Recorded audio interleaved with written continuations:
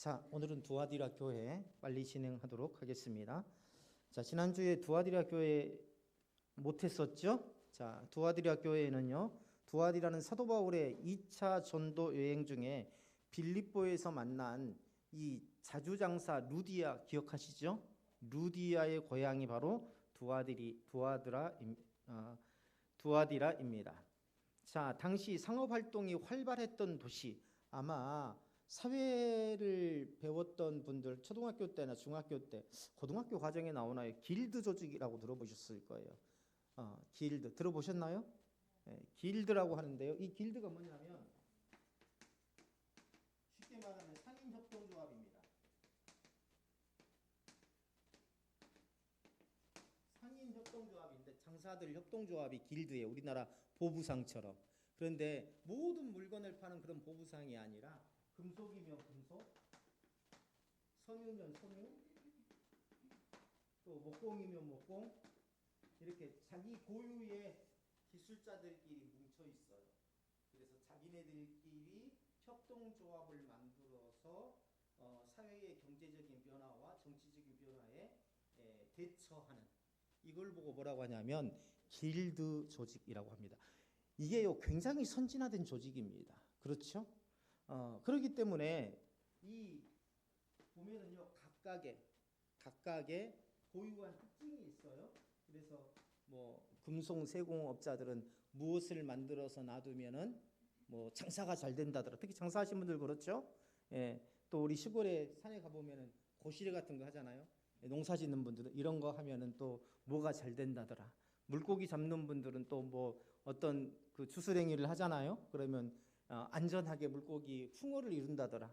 이것처럼 길드 조직마다 이 상인, 특정한 전문 기술을 가진 상인들끼리 협동조합을 형성하는데 그 조합 안에 전부 다 우상숭배가 있어요.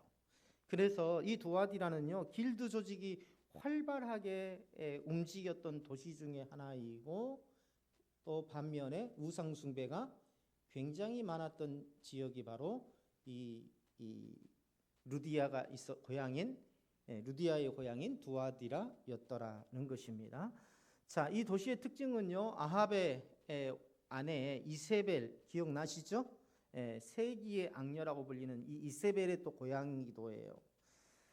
자, 이제요, 이 이세벨은요 구약에서 이스라엘을 우상숭배로 끌고 간 악한 여왕으로 묘사되죠. 요한계시록 2장은 이러한 역사적 맥락에서 두아디라 교회가 신앙의 진리와 거짓된 미혹 사이에서 어떤 선택을 했는지를 명확하게 드러내고 있습니다. 자, 18절 다 같이 한번 읽어볼까요? 18절, 2장 18절 시작.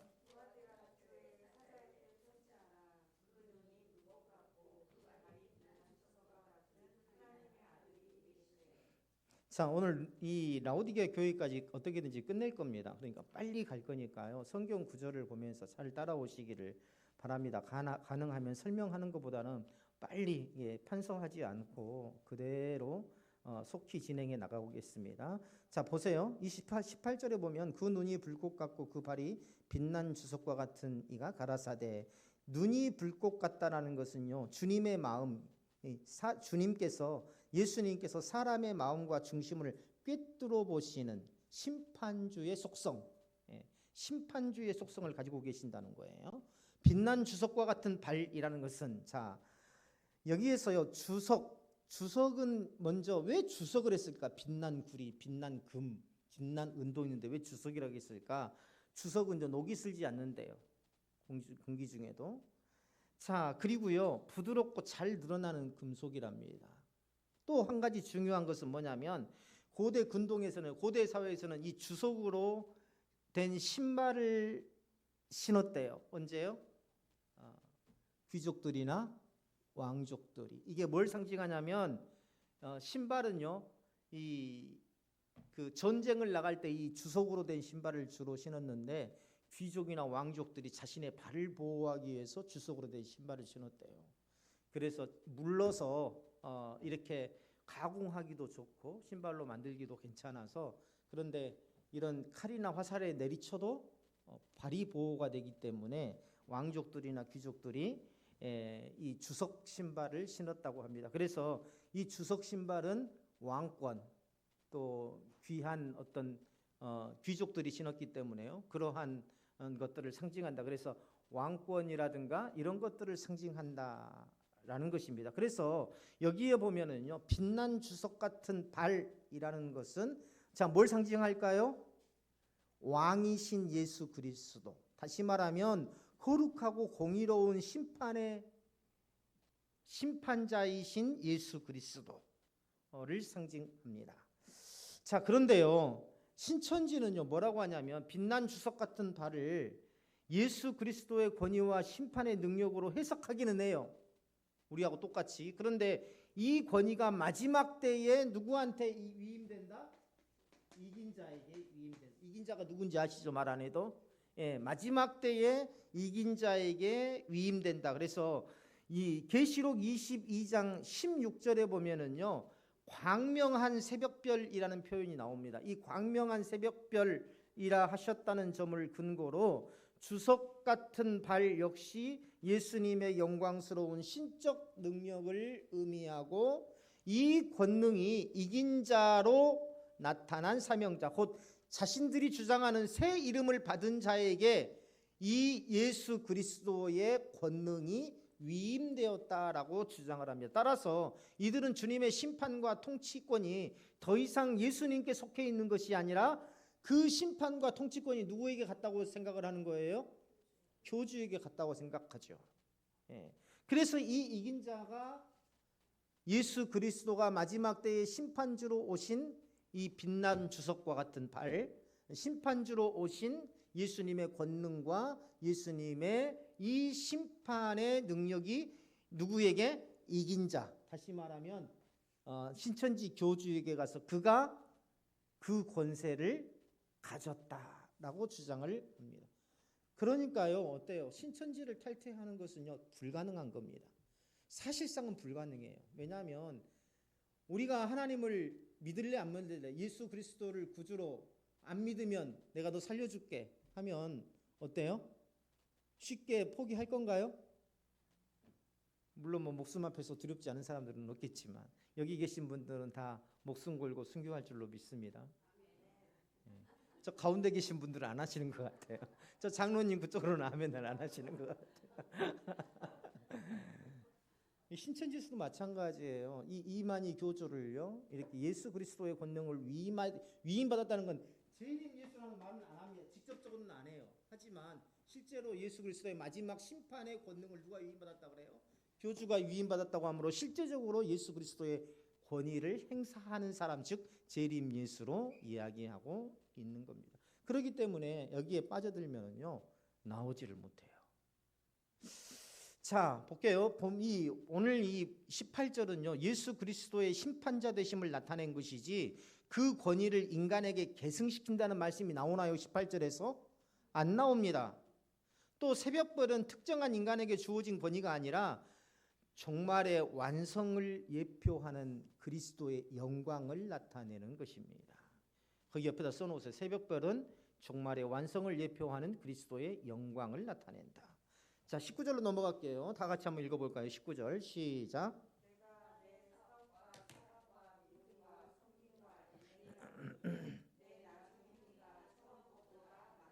자, 두아디라 교회는 외적으로 볼 때요 사랑도 있고 믿음도 있고 섬김도 있고 인내 등 성도다운 성품들을 다 유지하고 있어요. 겉으로 보면 그래요. 선행의 열매도 많습니다. 그런데 문제는 뭐냐면 그 내면에 심각한 영적 타락이 존재하고 있었다는 거예요. 그게 바로 두아디라 교회의 문제였습니다. 자, 영적 타락의 내용이 무엇인지 성경이 역시 기록하고 있는데요. 두아디라 교회의 심각한 영적 타락은 왜 왔는가? 자칭 선지자라 하는 거짓 교사 이세벨을 영적 지도자로 받아들이고 그녀의 교훈을 묵인하며 따랐다는 데에 있습니다. 타작마당이라 하는 그 이단 이름이 누구였죠? 여자 전도사? 네? 타작마당. 지금 저기 어디입니까? 피지에 가가지고 대형 농장을 차려가지고 그 한 2단이잖아요. 서로 막 때리게 하는 이름이 갑자기 생각나는데 원래 그 전도사가 평범한 교회 전도사였어요. 근데 본인이 하나님의 말씀을 대언한다 그러고 환상을 본다고 하고 사람을 보면 그 사람의 속마음을 꿰뚫어 본다고 하고 그래서요 대형교회 중형교회 정도 된 여자 전도사였는데 목사님한테 안수 안 받아요. 성도들이 미혹된 성도들이. 그 전도사님이 지하로 데리고 갑니다. 지하로 목사님 몰래 와가지고 꿇어 앉아가지고 그 전도사 앞에서 안수 받는 거예요. 그렇게 시작된 겁니다. 이단이. 그래서 자기를 추종하는 세력을 만든 다음에 그 세력을 기반으로 성장해 나가는 거예요. 무조건적인 충성. 마찬가지죠. 이세벨이라는 영적 그러한 거짓 교사가 들어와서 두아디라 교회에 들어와서 성도들을 꿰고 그 이세벨로 인해서 도덕적 타락이 일어나고 우상의 제물을 먹게 되고 음행을 하게 되고 우상 숭배와 영적 불륜을 저지르게 되는 그러한 생활을 하게 된 것입니다. 자, 그래서 19절에는요. 내가 내 사업과 사랑과 믿음과 섬김과 인내를 나누니 내 행위가 나중 행위가 처음 것보다 많도다라는 것은 외적으로는 평화롭고 외적으로는 믿음이 좋은 척하지만 내면에는 심각한 타락의 상황이라는 것을 말씀하고 있어요. 그런데 신천지에서는 뭐라고 하냐면 두아디라 교회뿐만 아니라 7교회의 사자 전체를 배도자라고 간주합니다. 그리고 이들을 이세벨과 영적 간음을 행한 자들로 해석하죠. 본문에서요 이세벨이 종들을 미혹해서 음행하게 했다는 내용을 어떻게 이야기하냐면 신천지 외 기성교회의 목회자들이 사단에 속한 거짓 교훈을 받아들이고 성도들을 타락시킨 것으로 해석합니다. 오늘날 기독교의 약화, 교회의 타락은 목회자들이 전부 다 거짓 진리라고 하는 거짓말을 가르쳤기 때문에 성도들이 타락했다라고 가르치는 거예요. 그러니 신천지에 빠지면 기성 목회자를 어떻게 오겠어요? 안 오겠어요? 안 와요. 상담 받으려고 하겠습니까? 안 하겠습니까? 상담 받으려고 하지 않습니다. 아예 상대조차도 안 해요. 예. 그러니 어떻게 거기서 빼내올 수가 있겠어요? 애초부터 만나려고 하지도 않는데요. 자, 오늘 이 19절은 뭐냐면요 칭찬과 책망이 혼재되어 있는 구조를 띠고 있어요. 전체를 배도로 몰아가는 것은요 성경 문맥의 첫째는 위배됩니다. 두 번째는 회개의 기회를 주시는 하나님의 은혜를 보아야 합니다. 자, 회개의 기회를 주신다라는 것. 그 다음에 20장 20절 21절을 한번 읽어보겠습니다. 20절 21절 시작.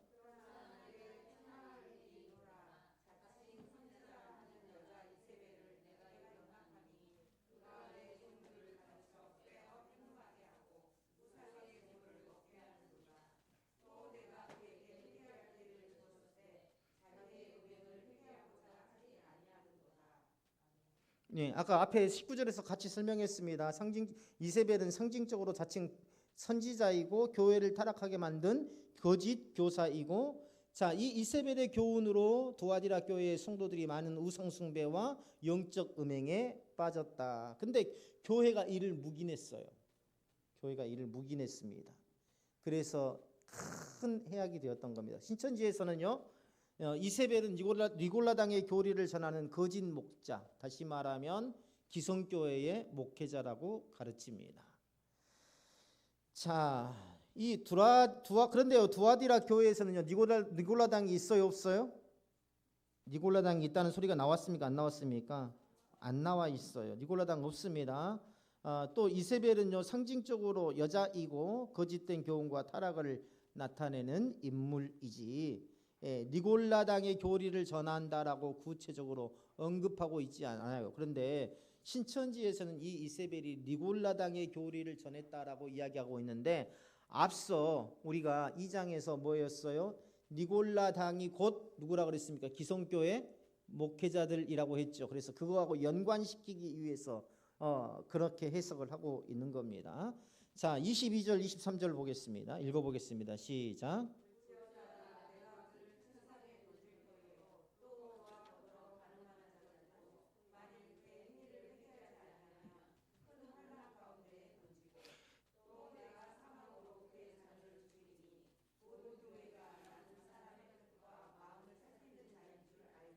자, 여기에서 중요한 부분은 그가 침상에 던지다라는 표현입니다. 단순한 질병이나 고통이 아닌 육체적인 영적인 사망을 상징해요.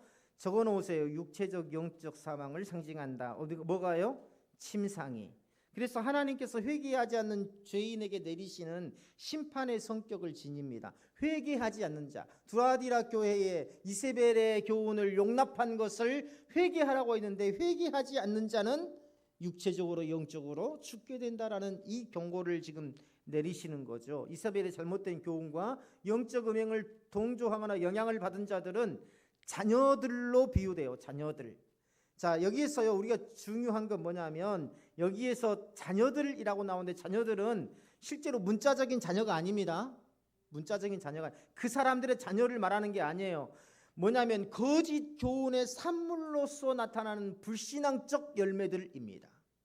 다시 말하면 이단을 따름으로 인해서 그의 삶이 맞게 될 그러한 하나님의 징계와 심판을 말하는 거예요. 그게 바로 성경이 말하는 오늘 22절 23절에서 말하는 자녀들이라고 나와 있습니다. 자녀들도 죽이리니.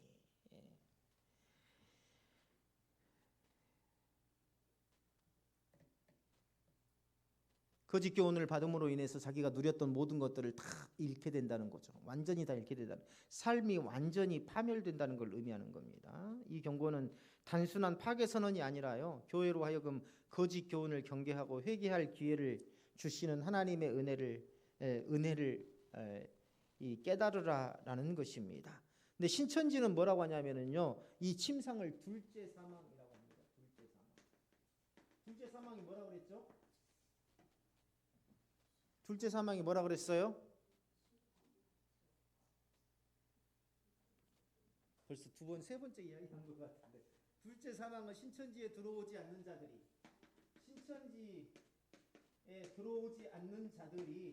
자들의 영혼이 자, 육체가 아니에요. 육체가 아니에요. 신천지는 영지주의라 그랬어요. 예, 영지주의의 특징이 뭐라 그랬죠? 예, 영은 선하고 육은 악하다고 보는 것이 영지주의라고 그랬죠. 자, 근데 개혁주의에서는 뭐예요? 영과 육이 하나님께서 지으신 영과 육이 선하다. 단지 죄로 오염되어 있을 뿐이죠. 자, 그런데 이 영혼이 지옥에 간다. 지옥에 가서 고통받는 것이 바로 둘째 사망이다. 신천지에 말하는 둘째 사망이 이겁니다. 신천지에 들어오지 않는 자들의 영혼이 지옥불에서 고통받는 것, 이게 둘째 사망이다. 자, 개혁주의의 심판과 어떻게 달라요? 이옥기 원사님 설명 한번 해주세요. 개혁주의 심판과 어떻게 달라요? 지옥에 가긴 가는데요. 자, 개혁주의에서는 뭐냐면 개혁주의에서는 신천지에 들어온 자들이 아니라 믿지 않는 자들이 아니라 불신자들, 하나님을 믿지 않는 불신자들이 지옥에 가서 영원히 고통을 받는 것, 이게 심판인데 이게 어떤 심판이냐면 백보자 심판입니다. 이 백보자 심판이 말하는 다른 말로 하면 예수 그리스도의 심판이에요. 예수 그리스도께서 심판하세요. 그래서 이 사람은 제가 보증합니다. 천국 가게 되어 있습니다. 이 사람은 믿지 않는 사람이므로 어디로 가야 돼요? 지옥으로 가야 돼요. 그런데 개혁주의에서 주장하는 것은 영혼만이 지옥 가는 게 아니라 어떻게 된다 그랬어요? 영과 육. 분명하게 알고 계셔야 돼요. 자, 영과 육이 지옥에서 고통받는다라고 이게 개혁주의의 입장입니다. 전부 다 부활하죠. 죽은 자도 부활하고 산 자도 부활해서 부활한다는 건 뭐예요? 육체를 갖게 된다는 거예요. 육체를 갖게 된다는 거. 예수님께서 재림하실 때에 그리고 나서 심판에서 영과 육이 지옥불에 타게 된다라는 것이죠. 자, 그래서 신천지는 침상을 둘째 사망, 곧 지옥에 던져지는 영원한 심판으로 해석하고요. 그 자녀들을 기성교회에 속한 성도들 전체로 확장해 갑니다. 그래서 이들은요, 자, 이 이세벨의 가르침, 즉 사단의 교리를 받은 자들이고 모두 멸망의 조직에 속했다고 주장합니다. 따라서 기존의 모든 교회는 이세벨과 동일시되고 거기 속한 성도들은 구원의 가능성이 없고 오직 이긴 자를 통해서만 구원이 가능하다라는 것이 신천지의 논리예요. 자, 좀 쉽게 말하면 기성교회 목회자들은 모두가 다 거짓을 가르치는 이세벨이고 기볼라당의 교훈을 가르치는 이세벨이고, 그가 목회하는 교회들은 전부 다 뭐예요? 목회하는 교회들은 전부 다 이세벨의 공동체가 되는 것이고, 그들은 모두가 다 어때? 영원히 지옥에 들어가서 고통받게 된다. 누구만? 신천지 교주를 통해서만 구원이 가능. 아까 이야기했잖아요. 마지막 때에 예수 그리스도의 권세를 누가 위임받는다고요? 이긴 자가 위임받는다. 그래서 이 이긴 자가 누구예요? 교주라고 이야기를 했잖아요. 그렇죠? 자, 요한계시록의 이 구절은요, 상징적이고 은유적인 표현입니다. 회개 없이 거짓 교훈에 빠진 자들의 영적 결과를 경고하는 것이지, 모든 기존 교회의 성도들을 자녀로 지목해서 멸망을 내리는 본문이 아니죠. 침상과 자녀는요, 상징적으로, 개혁주의에서는 항상 요한계시록을 상징적으로 해석한다 그랬어요. 상징적으로 죄에 동참한 자들과 그 열매를 의미할 뿐이고, 본문 안에서도 예수님은 여전히 회개의 기회를 주고 계신다. 21절 보세요. 21절 보면은 또 내가 그에게 회개할 기회를 주었으되 자기의 음행을 회개하고자 하지 아니하는도다. 하나님께서 원하시는 것은 회개하고 돌아오는 거예요. 징계하는 게 목적이 아니에요. 아직도 뭐예요? 이 두아디라 교회를 사랑하고 계신다는 증거죠. 자, 24절 25절 한번 읽어보겠습니다. 24절 25절. 자, 시작.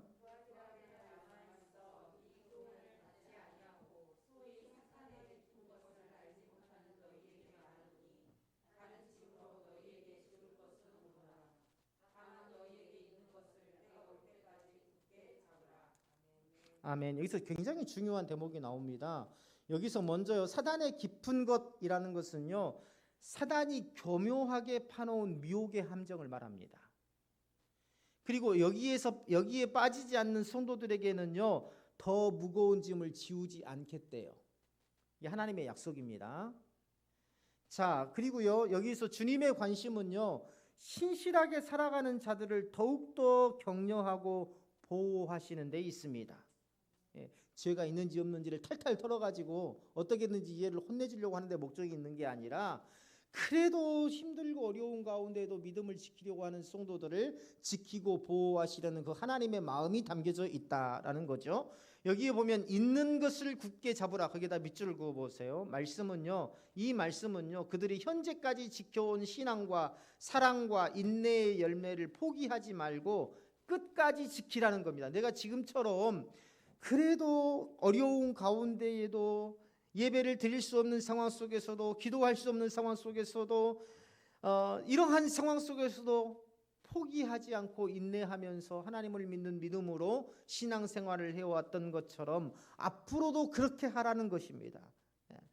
교회를 향한 주님의 은혜로운 배려를 보여주는 말씀이죠. 그들에게 필요한 것은 현재 가진 신앙과 열매를 끝까지 붙들라는 거예요. 그런데 신천지에서는요, 먼저 사단의 깊은 것을 알지 못하는 자들, 이것을 어떻게 해석하냐면 기성교회의 멸망 교리를 완전히 받아들이지 않는 소수의 성도들로 말합니다. 결국 뭐예요? 신천지의 이긴 자, 즉 사명자와 연합하여서 새로운 구원 역사에 동참할 자들이라고 주장합니다. 보세요. 사단의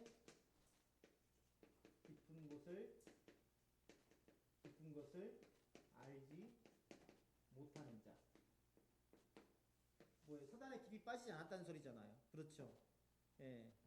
사단의 깊이 빠지지 않았다는 거예요. 다시 말하면 기성교회의 깊이, 거짓 교리를 가르친 기성교회에 깊이 빠지지 않았다는 거예요. 그래서 신천지 이만희와 함께하는 자들을 의미하는 겁니다. 자, 그리고요, 그리고요, 뭡니까? 이러한 해석을 통해서 기존 교회를 사단의 조직으로 보고 그 안에 남아있는 일부 사람들만, 아까 이야기했듯이 사단의 깊은 곳을 알지 못하는 자들, 거짓 교사들, 거짓 목회자들, 기성교회 목회자들에게 깊이 빠지지 않는 자들만 신천지로 와서 구원받을 가능성이 있다라고 가르칩니다. 그래서 그 회복은 신천지 교리와 이긴 자에게 순복할 때에 가능하다라고 가르치죠. 자, 그런데요, 이 구절은요, 특정 시대나 집단의 정체성을 설명하는 것이 아니라 모든 시대를 살아가는 성도들에게 주는 보편적인 권면입니다. 사단의 깊은 것은 거짓 교훈과 미혹을 가리키고요, 이에 빠지지 않는 자들에게 주님은 믿음을 굳게 지키라고 하십니다. 지금까지 그랬던 것처럼 이단에 속지 말고, 거짓 교사들에게 속지 말고, 어디 가서 환상 본다 하고 네 마음을 내가 다 안다고 하고, 이런 사람들에게 속지 말라 그겁니다. 신실하게 오직 말씀을 붙들고 신앙생활 하라 그 말이에요. 예. 그 다음에 26절 28절 조아디라 마지막 절이죠. 다 같이 한번 읽어보겠습니다. 시작.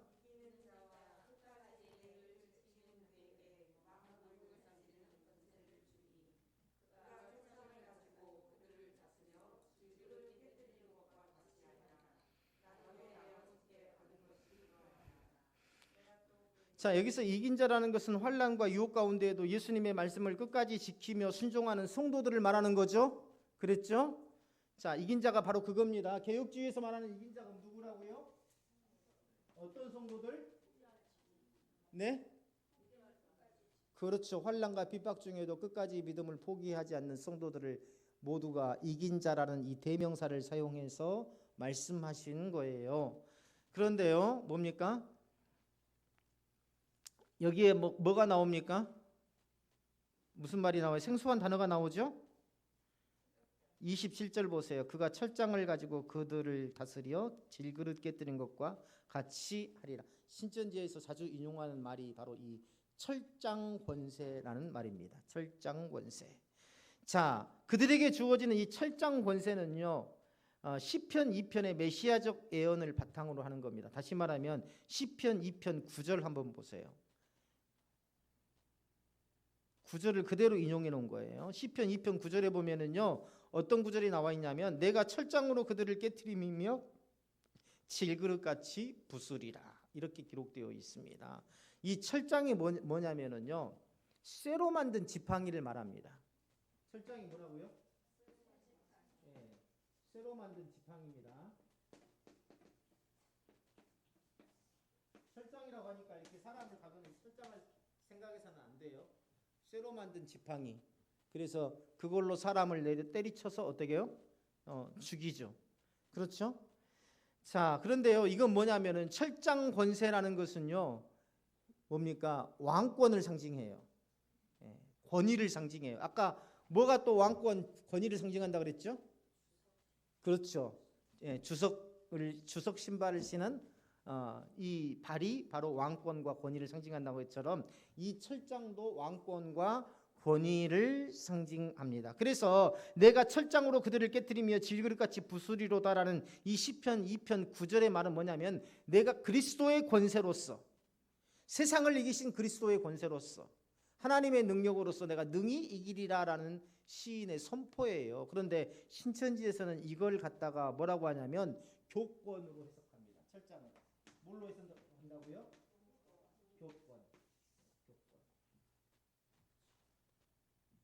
교권으로 해석해서 이 권세를 받은 자가 만국을 다스리는 이긴 자, 즉 사명자라고 주장합니다. 단순한 성도가 아니라 예수님의 권위를 위임받아서 신적 역할을 수행하는 존재로, 결국 이긴 자에게 주어진 이 새벽별은 예수 그리스도 자신이고, 이것은 예수님이 그들에게 장가들어서 하나됨을 의미한다고 말하죠. 이 해석을 통해서요, 신천지는 교주를 단순히 지도자가 아니라 예수와 신적으로 연합한 자로 규정을 합니다. 다시 말하면 예수와 교주는 하나다, 이렇게 주장합니다. 그래서요, 우리가 보통 보면 뭡니까? 내가 문 앞에서 두드리니, 문 앞에서 두드리니, 그 말씀이 있죠? 그걸요, 신천지에서는 어떻게 하냐면요, 일반 사람들이 있고 교주가 있고 문 안에 주님이 있고, 그래서 주님과 사람의 사이를 소통하는, 왔다 갔다 문 열고 닫고 할 때 왔다 갔다 해서 소통하는 그러한 대리자의 역할로 보고 교주를 그렇게 이야기를 합니다. 우리는 어떻게 이야기해요? 주님께서 언제든지 문제가 있을 때, 어려움이 있을 때 주님을 찾으면 주님께서 응답하시고 우리를 붙들어 주신다라는 것으로 해석하잖아요. 그런데 그 신천지에서는 그렇게 해석하지 않는다는 것. 그래서 오직 교주인 이긴 자를 통해서만 구원을 얻을 수 있다라고 주장을 합니다. 이기는 자는요, 아까 이야기했지만 모든 시대를 살아가는 어때요? 성도들을 가리켜요. 새벽별은 예수 그리스도의 상징이지 인간 교주의 권위를 말하는 게 아닙니다. 새벽별 교권이라는 것은 신천지 교회의 권세를 가진 누구예요? 이긴 자인 교주를 말하는 거죠. 신천지에서는 그렇습니다. 그래서 새벽별이라는 것은 교주 이만희가 이 교권을 가졌다라는 것을, 그래서 어때요? 그에게 아무도 대항할 수 없어요. 이렇게 가르쳐 놓으니까. 그것에 대적하는 건 뭐예요? 사단이고 니골라당인 거예요. 자, 29절 우리 다 같이 한번 읽어볼까요? 시작.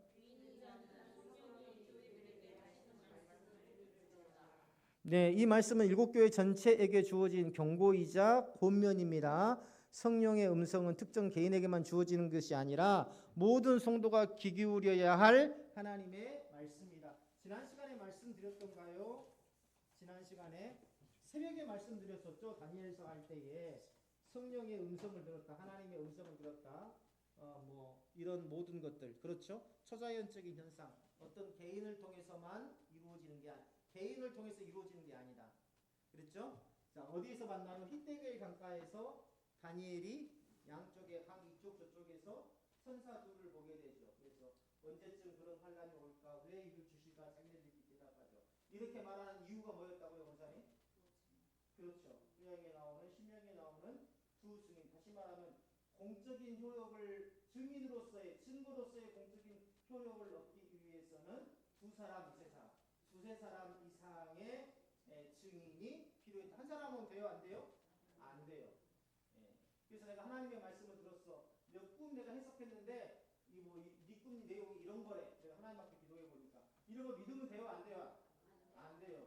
여기서 두세 사람이라는 것은 뭐냐면은요, 성경에서 두세 사람이라는 것은 이게 공동체를 말하는 겁니다. 공동체. 다시 말하면 성령의 역사라든가 음성이라든가 예언이라든가 이런 모든 것들이 공동체 안에서의 말씀으로 보증되고 확증될 때만이 이게 효력이 있다는 거예요. 이해하시겠어요? 그러니까 내가 환상을 보느니 예언을 하느니 네 마음을 내가 다 아느니 이런 말 하는 사람들한테 속아 넘어가지 말라 그 말입니다. 그건 진리가 아니다는 거예요. 자, 사대교회 넘어가 보겠습니다. 사대교회는요, 소아시아의 루디아 왕국의 수도입니다. 경제적인 번영을 누렸지만 도덕적 타락과 방심으로 인해서 쇠퇴한 도시죠. 이러한 도시적 배경은요, 요한계시록에 기록된 사대교회의 영적 타락과 깊은 관련이 있어요. 자, 경제적 번영을 누리면 어떻게 돼요? 영적으로는 살았다 하나 죽은 것과 같아지죠. 살았다는 이름 가졌으나 그래서 죽은 자라고 3장 1절에서 말하고 있습니다. 외형적 신앙은 있는 것 같지만은요, 내면의 생명력과 진리가 상실된 상태를 지적하는 거죠. 정통교회는 이 본문을요, 이 살아 있는 것처럼 보이지만 실상은 죽은 교회에 대한 경고로 읽습니다. 그래서 신앙의 본질인 회개와 복음의 회복을 강조해요. 우리가 교회로서의 본분을 다하려면, 교회가 교회됨을 이루기 위해서는 뭘 해야 된다? 회개해야 된다. 그리고 복음을 회복해야 된다. 이렇게 정통교회에서는 말합니다. 그런데 신천지에서는 이 말씀을 자의적으로 해석하면서 자신들의 교리를 정당화하고 교회를 떠나 새로운 집단을 형성하는 근거로 삼습니다. 그 죽은 곳에 있지 말고 살아있는 어디로 와라? 신천지로 와라라고 가르치죠. 자, 우리 한번 들어가 볼까요? 1절 다 같이 한번 읽어보겠습니다.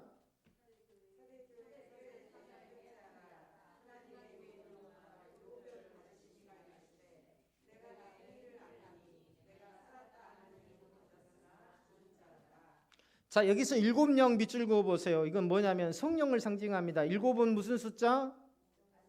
완전수죠. 완전하신 하나님, 완전하신 능력의 인도자, 성령을 말하는 겁니다. 성령은 죽은 영을 살리시는 분이시죠. 사도교회는 예형상 살아 계셨으나 살아있는 교회였지만 실제로는 성령의 역사가 사라진 죽은 교회였습니다. 그래서 일곱 별은 일곱 교회의 사자들, 오늘 요한계시록에 나오는 일곱 교회의 사자들이 있잖아요. 에베소 교회, 라오디게아 교회, 빌라델비아 교회, 뭐 이런 교회들을 말하는 겁니다. 자, 일곱 교회의 사자들, 일곱 별은, 그 다음에 이 또 일곱 별은 일곱 교회의 사자들. 이 일곱 교회의 사자들은 누군가? 이 일곱 교회에서 각각 목회하고 있는 교회의 지도자들을 가리킵니다. 그래서 주님께서 그들을 보호하시며 붙드신다는 뜻이에요. 우리 강남교회가 이 요한계시록에 나오는 일곱 교회 중에 한 교회라면 이 교회에서 목회하고 있는 안병찬 목사를 누가 붙드신다는 거예요? 하나님께서 붙들고 계신다는 겁니다. 그가 목회를 잘해서, 그가 설교를 잘해서, 그가 능력이 좋아서 교회를 세워가는 것이 아니라 누가 붙들고 계시기 때문에 하나님께서 붙들고 계신다라는 것을 이야기하는 거예요. 자, 그리고요, 살았다 하는 이름은 가졌으나 죽은 자라는 말은요, 외식적인 신앙 상태를 지적하는 표현이죠. 주여 주여 외치는 신앙, 마태복음 7장 21절에 나오는 주여 주여 외치는 신앙, 그 다음에 이사야 1장 12절에 나오는 형식적으로 예배에 참여하는 태도, 이것도 살았다 하는 이름을 가졌으나 죽은 자와 같다 하는 것. 그 다음에 말라기 1장 8절 정결치 않은 예물로 드리는 신앙, 오늘 새벽에 우리가 나왔었죠. 눈먼 짐승 갖다 드리고, 내가 출세하기 위해서는 가장 좋은 곳으로 갖다 내 문을 바치면서 하나님 앞에는 눈먼 것, 어디가 부러진 것, 이런 것들을 갖다가 드리는 것. 그 다음에 마태복음 25장에 나오는 직분을 게을리하는 자, 이것 또한 살았다 하는 이름을 가졌으나 죽은 자라고 말합니다. 또 이사야 5장 4절에 나오는 들포도의 열매를 맺는 삶을 말합니다. 그런데 신천지에서는요, 이 구절을 어떻게 말하냐면 죽은 자를 단순히 육체적으로 죽은 사람이 아니라 하나님의 말씀을 배도하고 성령이 떠난 자, 영적으로 죽은 자로 해석합니다. 영지주의니까 뭘로 해석해요? 항상 영으로 해석합니다. 그래서 이것을 더 확장해 가지고 사명을 다하지 못한 자, 어디에서 사명을 다하지 못한 자? 신천지 내에서 사명을 다하지 못한 자. 그래서 신천지에서는요, 구역장 같은 경우에는 한 달에 얼마 정도 쓴다고 했습니까? 네? 30만 원, 80만 원. 신천지에 계셨던 분. 약 80만 원 정도 씁니다. 구역장이 약 80만 원 정도 쓰는데 이것을 신천지에 주는 게 아니에요. 개인이 신천지에 빠지면 개인이 그 구역장에 내가지고 가가지고 막 양말 팔고 알바하고 해가지고 그걸 다 씁니다. 어떻게 쓴지 아세요? 카페를 하나 빌려요. 어떤 한 사람을 포섭하기 위해서 일부러 손님으로 입장해가지고 신천지 청년들이 그 카페 주변에 앉아 있어요. 카페 안에 앉아 있어요. 카페를 통째로 빌려가지고 그 빌린 값 이런 것들을 그 안에 포함시키는 겁니다.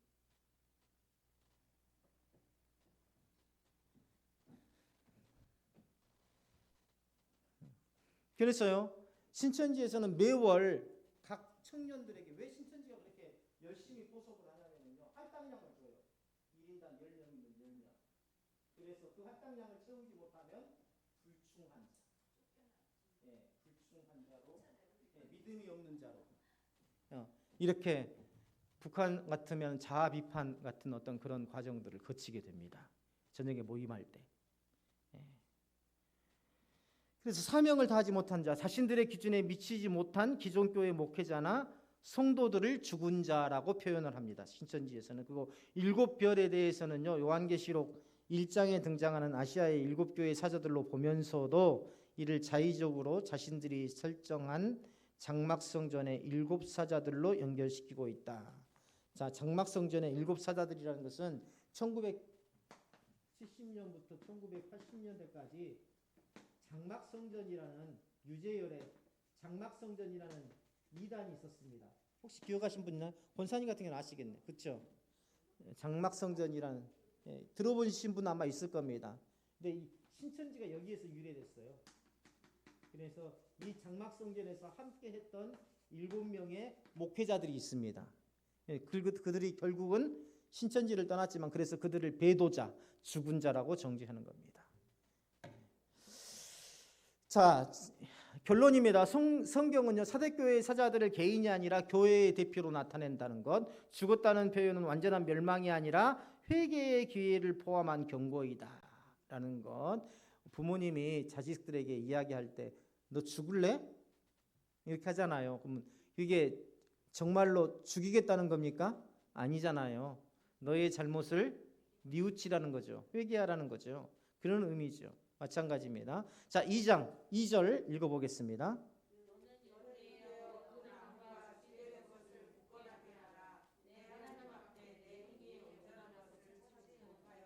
자, 계시록 3장 2장에서 일깨어라는 이 명령은요, 말씀과 기도 회개를 통해서 영적 각성과 경건을 회복하라는 명령입니다. 일깨어다 밑줄 치고 영적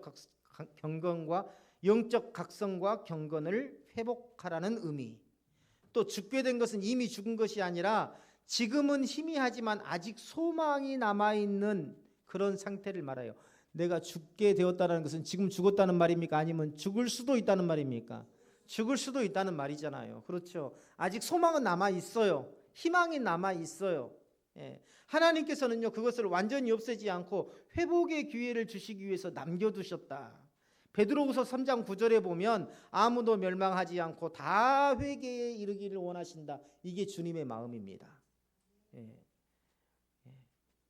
어떤 분들은 내가 잘못했으니 하나님 앞에 벌 받는다, 하나님 앞에 징계 받는다, 이렇게 생각하고,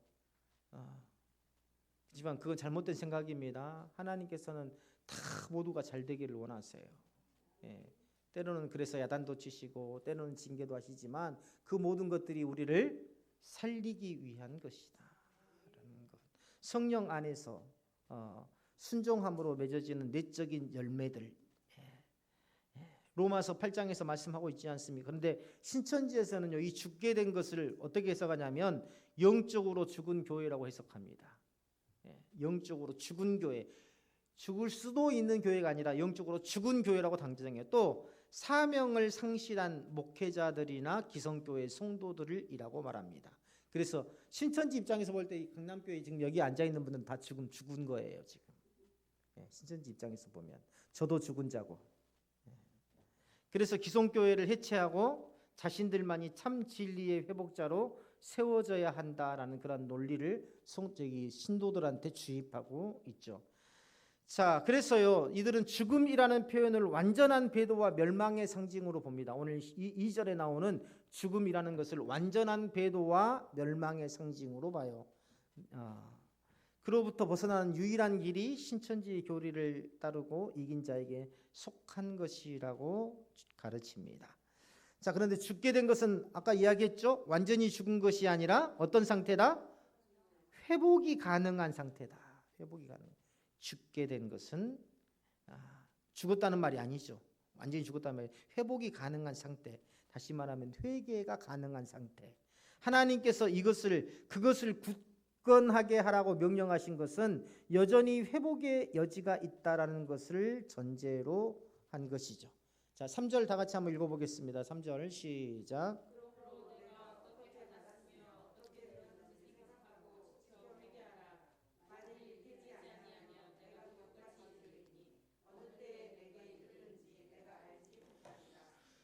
자, 어떻게 받았으며 어떻게 들었는지 생각하고 지키어 회개하라. 밑줄 그어보세요. 그건 뭐냐면은요, 사도들을 통해서 전해진 복음의 본질이 뭐예요? 오늘 우리 교회에서 전해진 복음의 본질이 뭡니까? 예수님께서 우리의 죄를 위해서 죽으시고 우리에게 부활하심으로 우리에게 뭘 주셨어요? 영원한 생명을 주셨으니 우리가 받은 이 새 생명을 헛되게 사용하지 말고 우리도 예수님과 같이 하나님의 말씀에 순종하며 충성되게 그 길을 가자. 자, 이렇게 가르치지 않습니까? 그렇죠? 복음을 붙들고 지키는 삶으로 이어져야 한다라는 것이 정통교회의 해석입니다. 그런데 신천지는요, 이 구절을 통해서 초대교회의 복음의 전승이 완전히 무너졌다고 주장합니다. 자신들이 받은 계시만이 참된 복음이라고 말하죠. 받았고 들은 것은 과거 기성교회의 잘못된 교훈으로 간주를 합니다. 자, 어떻게 받았고 어떻게 들었는지 생각하고 지키어 회개하라. 다시 말하면 기성교회가 지금까지 어떻게 말씀을 배웠고 어떻게 가르쳤고 어떻게 배웠는지 이런 것들을 보면은요, 그들은 멸망에 빠져서 마땅한 공동체다라고 가르치고 있는 거죠. 그래서 이제 그들에게 속하지 않으려면 새로운 계시를 받아야 된다라고 가르칩니다. 그래서 이 마태복음에 보면 도적같이 이르리니라는 이 표현은요, 이 신천지에서는 어떻게 해석하냐면 주님이 교회의 성령의 촛대를 옮기는 그것으로 해석을 합니다. 다시 말하면 사람도 모르게 아무도 모르게 하나님께서 생명의 촛대를, 촛불이라는 건 생명을 상징하잖아요. 그것을 기성교회에서 이제 어디로 옮겼어요? 신천지 교회로 옮겼다라고 주장을 합니다. 예수님께서 도적같이 이른다는 표현은 뭡니까? 어떤 표현이죠? 그렇죠. 바로 그거지 않습니까? 우리가 알지 못하는 사이에 심판주이신 예수님께서 언제 오실지 우리 아무도 모른다. 이렇게 정통교회에서는 해석하는데 신천지에서는 주님께서 그 생명의 주권을 기성교회, 이 니골라당의 교회에서 어디로 옮긴다? 신천지 교회로 옮긴다라고 주장을 하죠. 자, 그리고 받았고 들은 것, 이건 뭡니까? 오늘까지 사도적 복음이 전통으로 여전히 살아있고 유효하지 않습니까? 오늘 또 우리는 초대교회에서 가르쳤던 대로 예수 그리스도께서 우리의 죄를 위해서 죽으시고 부활하심으로 우리에게 영원한 생명을 주셨다라고 가르치고 또한 그렇게 배우지 않습니까? 이것은 뭐예요? 초대교회의 그 가르침이 여전히 우리에게도 전승되어 오고 있다. 신천지에서는 이게 끝났다는 거예요.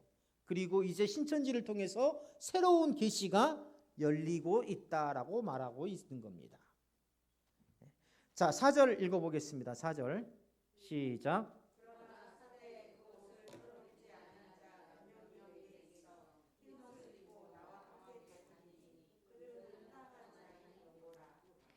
자, 이 신앙생활 오래 하신 분들은요, 이 그 옷을 더럽히지 아니한 자가 무엇을 뜻하는지 다 아실 겁니다, 아마.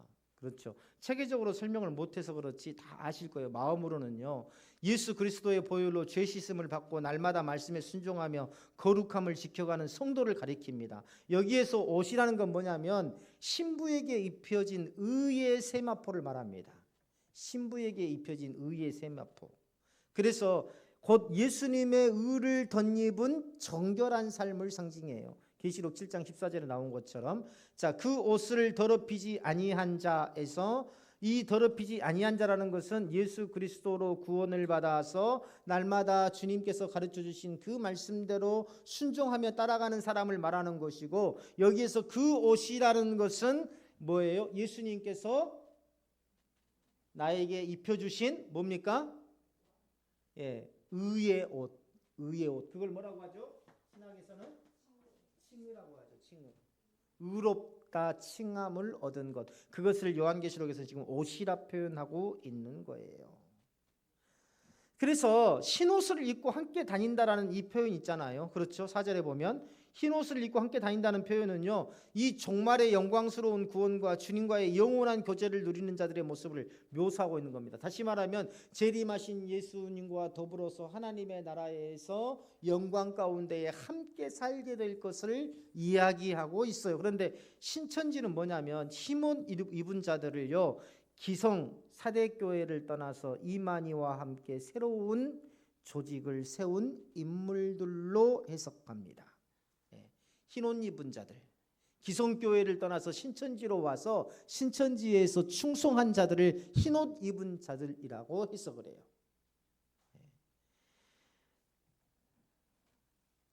그래서 뭐 그들이 말하는 구체적인 이름도 있어요. 뭐 한편으로는 뭐 윤요한이나 윤재명이나 지재섭과 같은 이 사람들이 누구냐면 아까 이야기했듯이 장막성전 출신들입니다. 7명 중에 3명이 이만희하고 처음에 신천지를 결성을 해서 신천지를 세워 출발을 했거든요. 근데 그 중에 3명이 다시 이게 이탈을 하죠. 이탈을 합니다. 그래서 그들은 흰옷을 잃은 자가 되고 더럽힌 자가 되고 오직 누구만? 교주만이 흰옷을 입은 자가 되는, 결국은 누구만 남아요? 교주만 남는 겁니다. 그래서 흰옷은 예수 그리스도의 의가 아니라 특정 인물의 행동이나 결정의 근거에서 주어지는 표식. 다시 말하면 이만희만이 그 거룩함과 그 정결함을 가지고 있다라고 주장을 합니다. 예수님은 사대교회 안에 있는 자들 중에서 흰옷을 입은 자들이 있다고 칭찬하셨지 그 교회를 떠나라거나 새로운 단체를 세우라고 말씀하신 적이 없습니다. 이 구절에 보면 그런 말씀이 없어요. 흰옷을 입은 자들을 칭찬하신 것은 있지만 흰옷의 특징은 뭡니까? 흰옷은요 특정인의 행동이나 업적에 대한 보상이 아니라 우리가 잘 아는 것처럼 뭡니까? 예수 그리스도의 의로 덧입은 은혜의 상징이다. 은혜로 예수 그리스도의 의를 덧입은 자들이 가지고 입은 뭐예요? 예수 그리스도의 의로움을 이야기하는 것이다 라는 것. 자, 5절을 다 같이 한번 읽어보겠습니다. 5절 시작.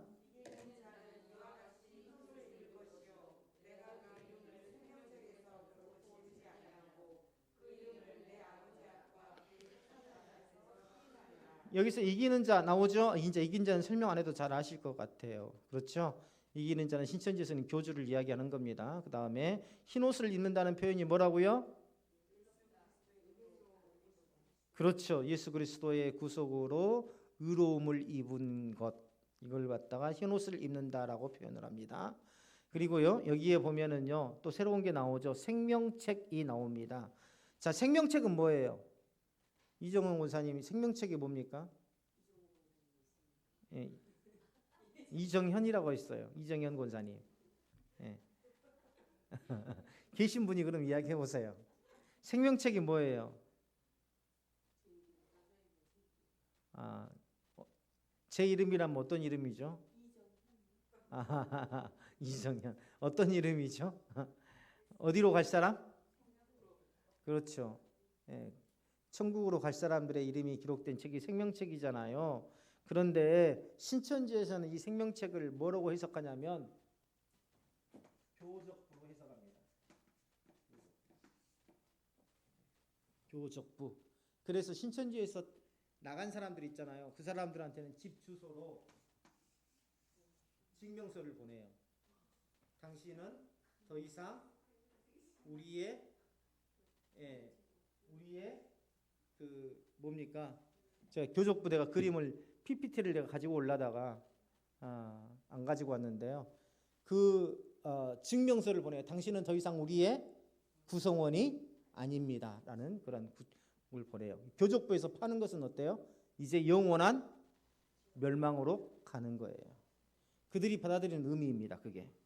그래서 교족부로 해석하고요. 이 책에 이름이 기록되어 있다는 것은 신천지에 등록되어 있는 것이고 이것은 곧 이만희와 함께 어때요? 이만희가 주는 마지막 권세에 따라서 천국에 가게 된다라고 주장을 합니다. 그래서 신천지에 들어와야만 다시 기록될 수 있는 교리적 강제를 정당화하는 도구로 이 구절을 사용합니다.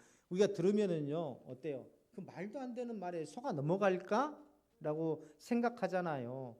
그런데요, 사실은 이 요한계시록을 이렇게 절수절수 따져가면서 신천지하고 정통교회가 어떻게 해석해 주는지 비교해 주는 교회가 없습니다. 솔직히 없어요. 그리고 우리 교회처럼 성경을 권별로 막 새벽에도 하고 수요일도 하고 막 이렇게 하는 교회가요 그렇게 많지 않아요.